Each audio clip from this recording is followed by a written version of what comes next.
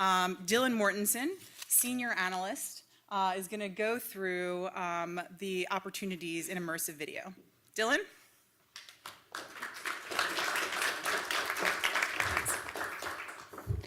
Thanks, Barbara.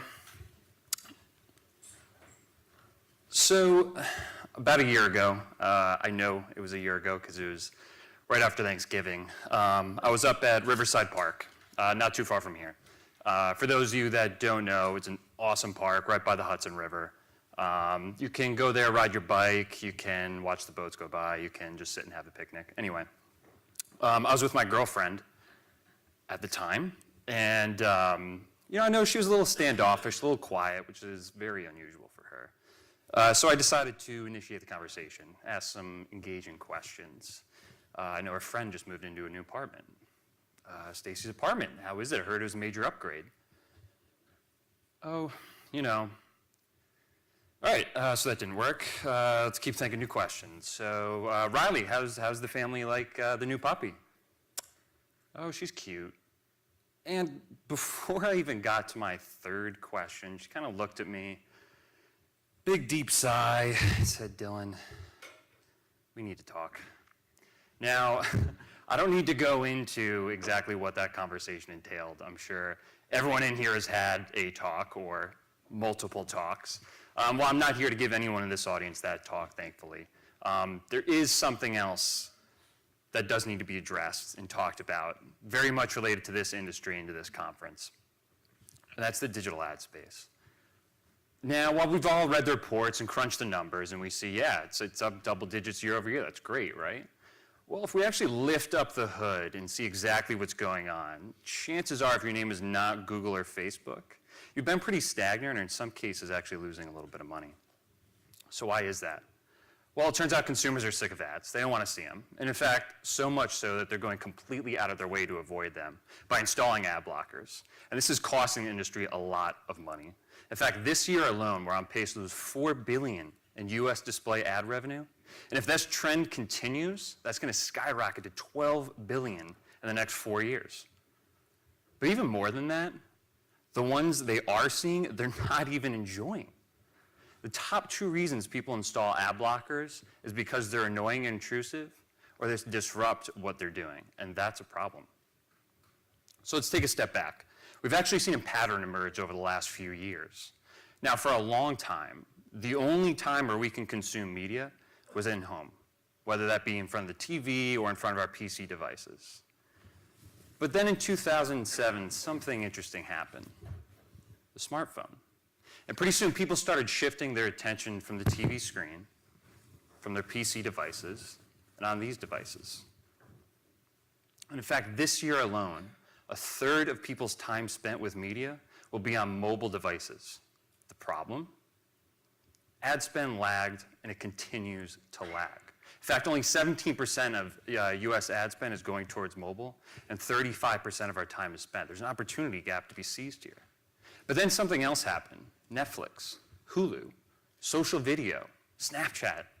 And pretty soon people started shifting their video attention from the TV screen, from PCs, to mobile devices.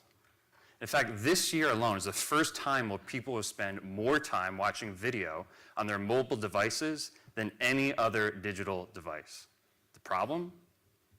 Ad spend lagged, and it continues to lag.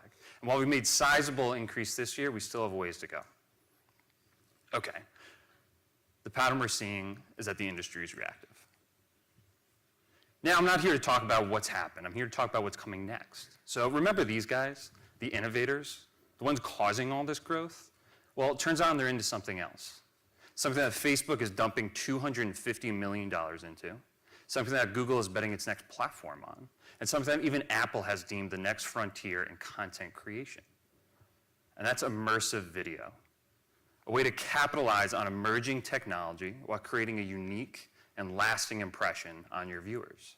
So I went ahead and broke this down into 3 separate formats: 360 video, augmented reality, and virtual reality. And I'm going to dive into each of these formats as the presentation goes on. But first, I thought it would be useful to throw up this graph right here. So you can think of this in 2 different ways. The first, the vertical axis, consumer accessibility. You can think of that as the immediate reach each of these formats has. And the bottom, the horizontal, the immersion level, you can think that's the most real-life experience that we can give our viewers. So while 360 video is going to give us the biggest reach, everyone in here right now can go onto YouTube or Facebook and pull up one of these videos. It's actually going to be virtual reality that brings us the most real-life experience, and I'll explain why that's so important later on. So let's dive right into it with 360. What is it? Well, it's exactly what it sounds like. It's a video shot in 360-degree format, allowing viewers to move around just like they would in real life. Now, you can do this on your PC device simply by using your mouse, or you can do this just by moving your finger on a mobile device. This is kind of the first time where, as brands, we can bring our viewers along with us to the core of our mission, to the core of our story. We can take them on hot air balloon rides around the world. We can take them to the top of Mount Everest, or we can take them inside the latest SL convertible class. So while there's been a lot of industries that have actually seen early success from this, travel in particular is kind of at the forefront of that. So what you're looking at here is a real ad from Hong Kong Airlines. They recently launched a 360 ad here where you can interact with the flight attendant. You can see how much room you have to stretch your legs out, where you store your bags, etc. And you might be asking, well, why would I dump money into that? Well, it's the same as showing a video or regular display ad. Well, it turns out they saw some pretty interesting results. In fact, that 360 ad was 9 times longer viewing time than the same traditional ad, but more than that, it was actually 35 times more effective than that same traditional ad, with a 4.51 click-through rate. So in comparison, across mobile, it's about 1%, so that's pretty staggering. Tourism is another industry that's seen some pretty good success with this. So this is actually a real Hilton ad here with 360, allowing them to kind of bring their viewers along with them to their beach resorts. You can see how much room you have in your room before you actually make the booking, informing the consumer as much as you possibly can before they make that purchase. And finally, media and entertainment is actually an industry that's utilizing this pretty well. So what you're looking at here is the New York Times. They actually just launched an entirely new format called the Daily 360. They deliver new 360 videos every day. So this is an entirely new form of journalism. It's finally catching up to the storytelling by giving these videos, bringing them along with them. And they saw some pretty interesting things as well. In fact, more than 600,000 initial downloads, making it the most successful app launch to date. So while those are just a few industries that have seen success, you could see here there's multiple brands across multiple industries that are already seeing millions of views across Facebook and YouTube. People actually want to see this content. So next up, augmented reality or AR. So what is it? It's an open and partially immersive experience which allows brands to virtually place items in a viewer's world.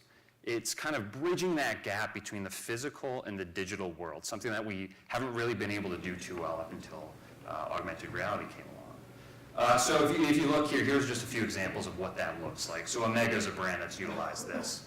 You can download their app, hold up your smartphone camera right to your wrist, and you can actually see what the watches look like on you before actually making that purchase.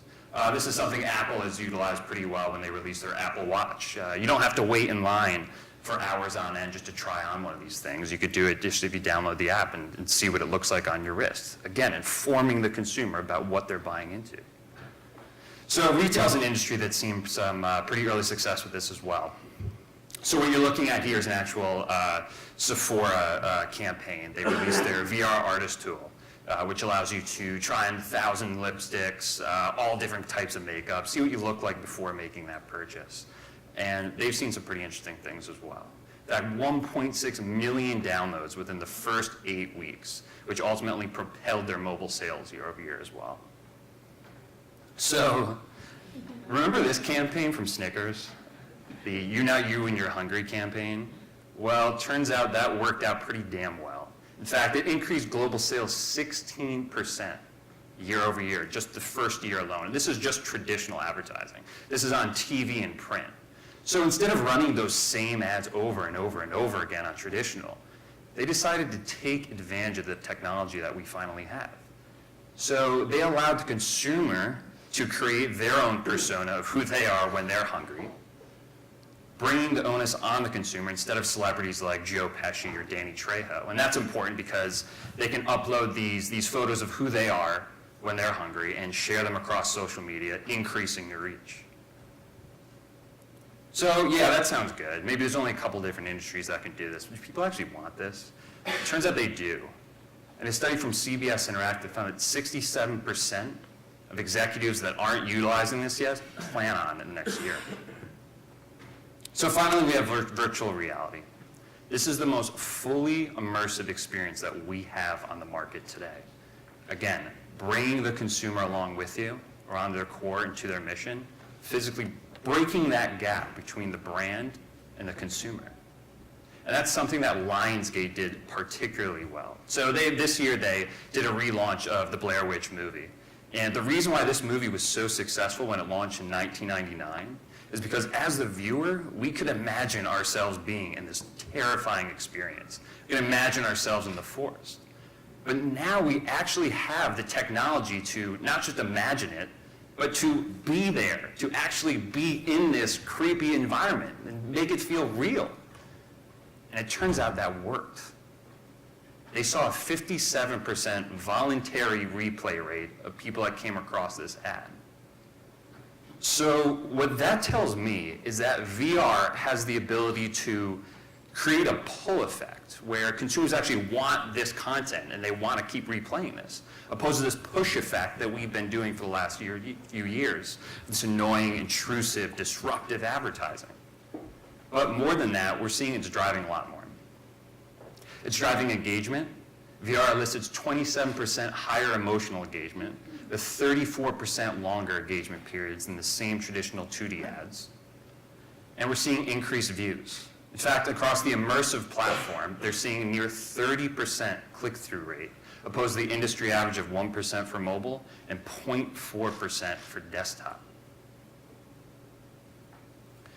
So yes, taking a step back, and as we've heard today, there's still a lot of things that we need to do to get this to mass adoption and for everyone to get on board with this. There's no doubt about it. But we're seeing a lot of progress so far along the way because investors are pouring money into it. In fact, this year alone, we're up triple digits in the amounts that people are investing into AR and VR companies.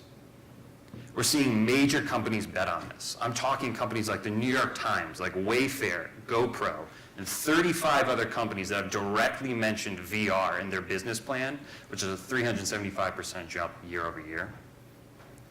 Content is skyrocketing. In fact, the IDC predicts 1 in 5 commercial media will be in 360-degree format on Facebook, which is pretty big because that's a platform that houses over 1.7 billion users worldwide. We're seeing prices drop. People complain, oh, this is too expensive. We can't afford to do this. What do we, why would we waste money on this? Well, these prices are coming down, and they're coming down pretty fast. So yeah, Strategy Analytics predicts that only about 6% of people have a VR device or able to access this whenever they want.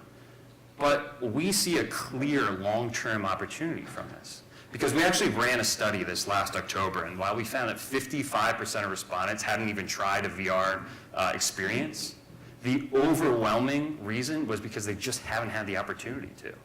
It's not because it's going to make them feel sick. It's not because they don't see a use for it. It's just because they haven't had the opportunity. But it doesn't mean they're not interested. In fact, 74% of consumers said that they're interested in VR other than gaming, which shatters that stereotype that's just for gamers and techies. And they're actually interested in buying it. Nielsen found that 1 in 4 consumers are interested in buying a VR device within the next year, which will ultimately drive shipments. So earlier in the presentation, we talked about how the industry's been reactive. We're behind where the eyeballs are. We're behind where the trends are. We're always playing this catch-up game. It's a pattern that we've been seeing over the last few years now. But with immersive video, we can create an entirely new pattern. Something where we're ahead of the eyeballs are, because this is something that's coming. But in order for that, now is the time as brands and publishers to experiment with this. Test this emerging platforms. See what works and resonates for your consumers. Because now the time to be proactive and not reactive like we have been for the last few years. Thank you.